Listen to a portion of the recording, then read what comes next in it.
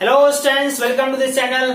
मैं हूं संदीप गुप्ता और बेसिक मैथमेटिक्स फॉर फिजिक्स इस सीरीज में आज मैं आपको ज्योमेट्रिकल सिग्निफिकेंस, ग्राफिकल सिग्निफिकेंस समझाऊंगा डेफिनेट इंटीग्रेशन का। लास्ट लेक्चर में मैंने आपको बताया था कि डेफिनेट इंटीग्रेशन एक बहुत ही इंपॉर्टेंट टूल है जो फिजिक्स में हम अप्लाई करते हैं डिफरेंट टाइप के फिजिकल क्वांटिटी निकालने के लिए।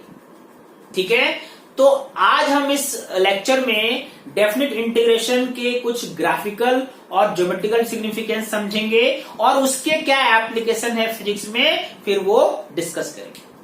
ठीक है, तो स्टार्ट करते हैं।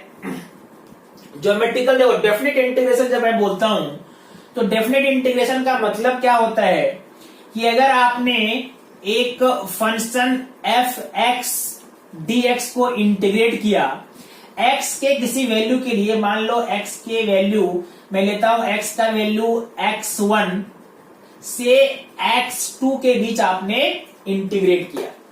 ठीक है, तो इसका एक फिक्स वैल्यू आता है, मान लो ये वैल्यू d आया।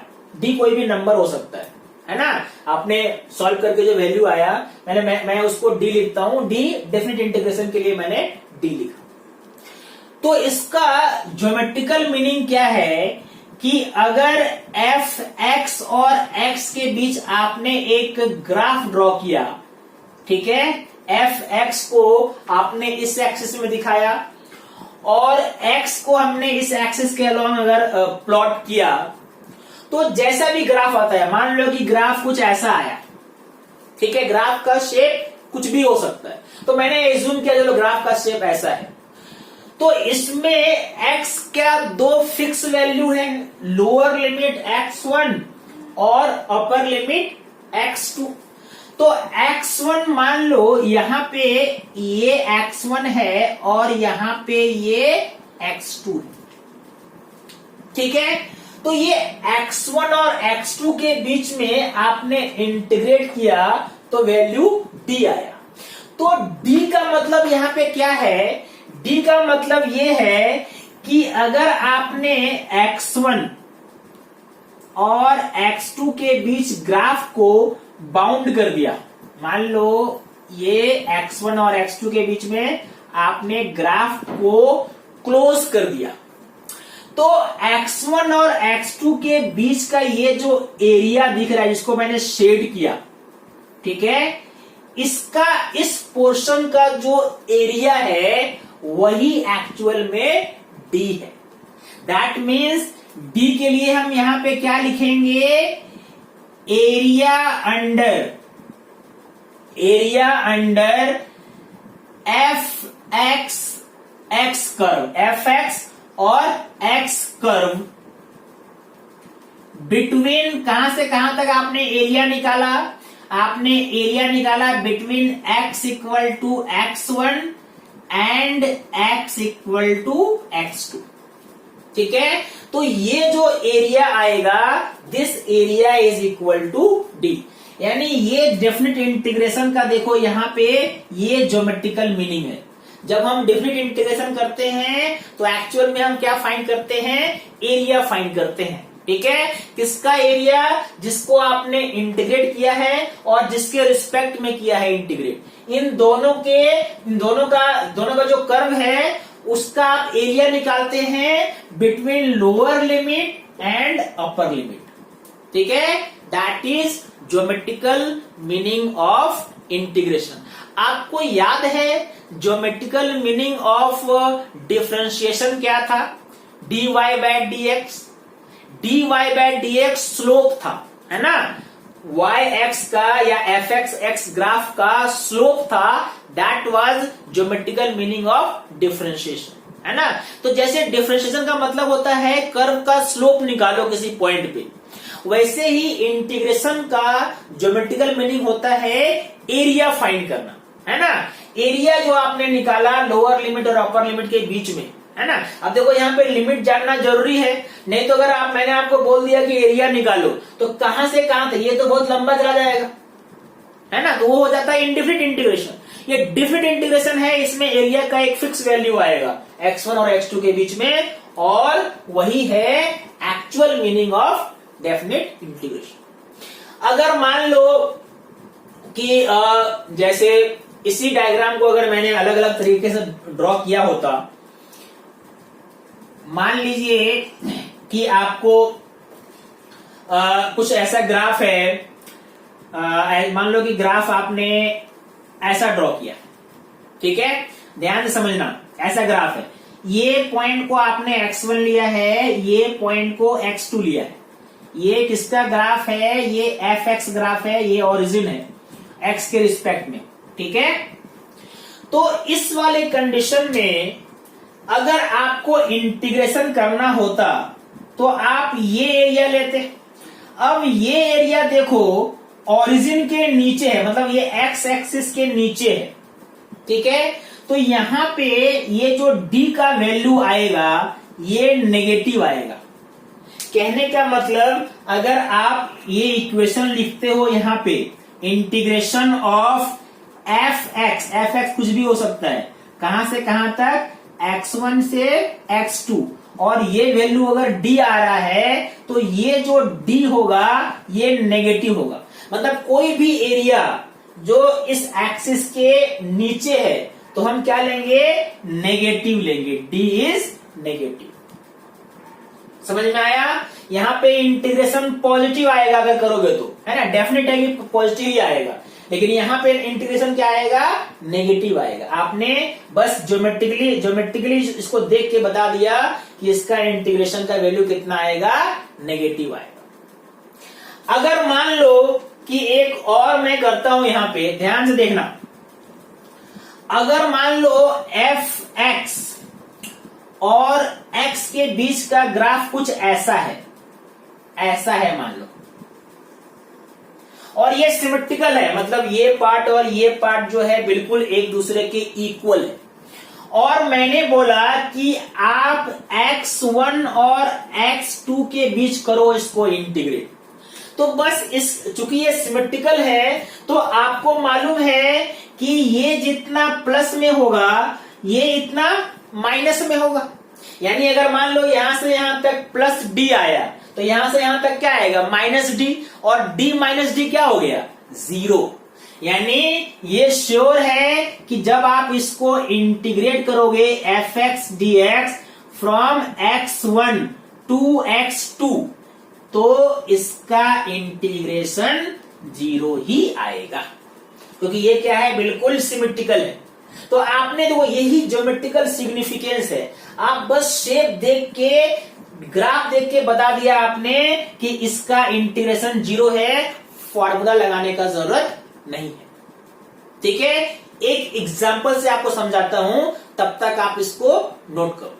ओके, जैसे मान लो कि आप एफ एक्स की जगह में साइन थीटा है, ठीक है। साइन थीटा और थीटा के बीच का अगर आप देखोगे वेरिएशन तो आपको मालूम है कि जब थीटा जीरो तो साइन भी जीरो। थीटा का वैल्यू जब 90 डिग्री होता है π/2 तो साइन का वैल्यू मैक्सिमम होता है, और साइन का मैक्सिमम वैल्यू कितना होता है, +1। फिर से π/2 पे जब आप आ गए पाई पे तो फिर से साइन पाई का वैल्यू क्या होता है, 0। पाई से आप आ गए यहां पे, ये हो गया 3π/2 मतलब 270 डिग्री। 270 डिग्री में साइन क्या होता है, नेगेटिव होता है, और ये वैल्यू मिनिमम वैल्यू साइन का कितना होता है, -1।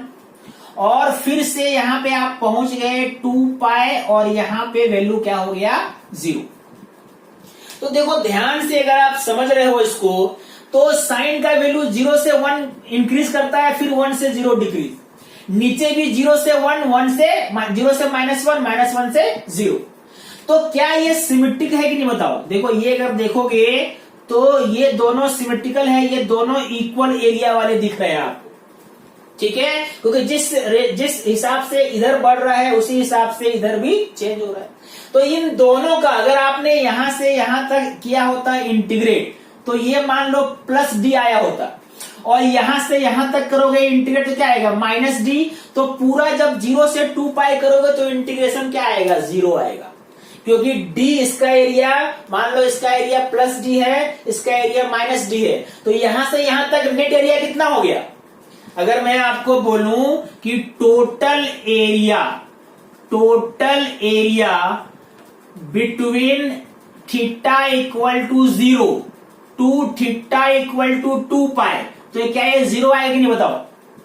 और चूंकि टोटल एरिया 0 है इसलिए इंटीग्रेशन भी 0 होगा। यानी आपको बिना आप फॉर्मूला लगाए बोल सकते हो कि integration of sine theta D theta कहां से कहां तक, 0 से 2 पाई, ये 0 ही आएगा।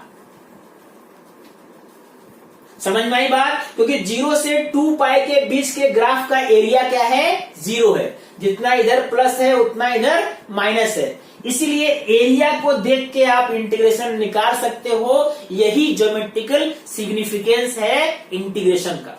ठीक है, आप एरिया के हिसाब से इंटीग्रेशन का वैल्यू बता सकते हो। ऐसे ही आप ट्राई करना कॉस के लिए, आप उसका देखो, उसका आंसर आपको आता है कि नहीं, समझ में आता है कि बिल्कुल फील आना चाहिए, है ना। अब मैं आपको समझाता हूं इसका फिजिक्स में क्या सिग्निफिकेंस है और फिजिक्स वाले कुछ क्वेश्चन डिस्कस करता हूं। देखो, फिजिक्स में इसके बहुत सारे एप्लीकेशन हैं। मैं 2-3 आपको एप्लीकेशन लिख के समझाता हूं, फिर उस पर हम लोग कुछ क्वेश्चंस करेंगे। जैसे आपको मालूम है, डिस्प्लेसमेंट निकालने के लिए आप क्या करते हैं, वेलोसिटी को इंटीग्रेट करते हैं, VDT। इसका मतलब अगर हम ज्योमेट्रिकली देखें तो हम क्या बोल सकते हैं कि अगर हमारे पास V और T का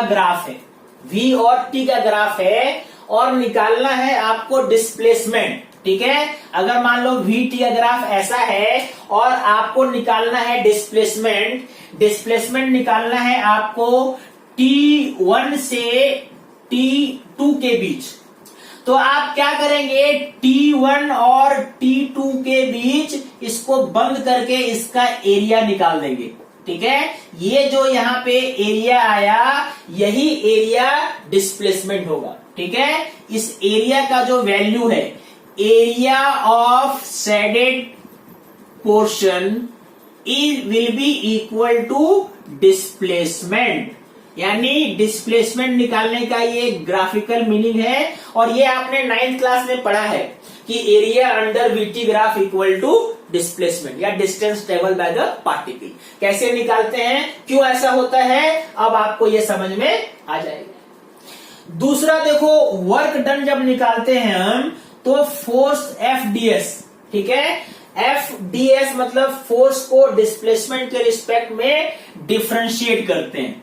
यानी अगर आपके पास फोर्स का और डिस्प्लेसमेंट का ग्राफ दिया है ना, कैसा भी ग्राफ है, मान लो ग्राफ ऐसा है कुछ, ठीक है, ग्राफ मान लो, या चलो मान लो ऐसा ग्राफ है कुछ, कैसा भी ग्राफ हो सकता है, और आपसे पूछा जाएगा कि S1 डिस्प्लेसमेंट के 2 वैल्यू के लिए आप बताओ कितना वर्क डन हुआ, तो S1 और S2 के बीच में इसको क्या करेंगे, क्लोज कर देंगे, और इसका जो एरिया होगा, इसी area, this area will be equal to work. वैसे ही जब आप टोटल चार्ज निकालते हैं तो करंट को करते हैं डिफरेंशिएट टाइम के रिस्पेक्ट में। यानी अगर आपके पास करंट का और टाइम का ग्राफ है कुछ ऐसा, ठीक है, और आपसे बोला जाए कि आप बताओ कि T1 और T2 के बीच में कितना चार्ज फ्लो हुआ, तो T1 और T2 के बीच में अगर निकालने के लिए आप ये एरिया निकाल देंगे, यहीं पे आपको मिल जाएगा टोटल चार्ज फ्लोन, कितना चार्ज फ्लो हुआ। तो ऐसे इंटीग्रेशन बहुत ज्यादा इसका यूज है ना, लगभग हर चैप्टर में यूज करेंगे। तो इसका जो ग्राफिकल मीनिंग है, अगर मान लो क्वेश्चन में फॉर्मूला आपको कुछ वैल्यू नहीं दिया हुआ है, बस ग्राफ से देख के बताना है। एक ग्राफ दिया हुआ है, VT का ग्राफ दिया हुआ है, और आपको निकालना है डिस्प्लेसमेंट, एरिया निकाल दो। आपको फोर्स और डिस्प्लेसमेंट का ग्राफ दिया हुआ है और आपसे पूछ रहा है वर्क डन निकालना है, आपको फाइंड करना है, तो जहां से जहां तक आपको पूछ रहा है वो एरिया फाइंड कर दो। अगर आपको करंट और टाइम के बीच का ग्राफ दिया हुआ है और पूछा जा रहा है कि टोटल चार्ज निकालो, तो फिर से T1 और T2 के बीच में क्लोज करके उसका एरिया निकाल देने से टोटल चार्ज मिल जाएगा। ठीक है, ऐसे बहुत सारे एप्लीकेशंस हैं। आज हम कुछ प्रॉब्लम इसमें डिस्कस करते हैं। और देखो, मान लो आपको एक क्वेश्चन दिया हुआ है कि VT graph of a particle, है ना, VT velocity time graph of a particle is shown as, ऐसा दिया हुआ है। और इक्वेशन क्या लिखा हुआ है, v is equal to T square, और ऐसा ग्राफ है। आपसे पूछ रहा है find displacement of the particle between t equal to 2 second and t equal to 3 second. t equal to 2 second और t इक्वल टू 3 सेकेंड के बीच बताओ डिस्प्लेसमेंट। तो डिस्प्लेसमेंट निकालने के लिए वीटी ग्राफ को क्या करते हो, इंटीग्रेट करते हो, और जहां से जहां तक आपको फाइंड करना है ना, 2 से 3 तक, यानी आपको एक्चुअल में इस पार्ट का एरिया निकालना है। ठीक है, यही क्या हो जाएगा, डिस्प्लेसमेंट हो जाएगा। और एरिया निकालने के लिए आप यहां पे क्या लिखोगे, आप लिखोगे displacement equal to integration of v dt। v क्या है, टी स्क्वायर डी टी। कहां से कहां तक, 2 से 3 तक। यानी कितना आना चाहिए, ये हो जाना चाहिए टी क्यूब बाय 3। कहां से कहां तक, 2 से 3। मतलब ये क्या आ जाएगा, एक बार टी के जगह में 3 पुट करेंगे, 3 to the power 3 divided by 3, minus एक बार 2 पुट करेंगे, 2 to the power 3 divide by 3।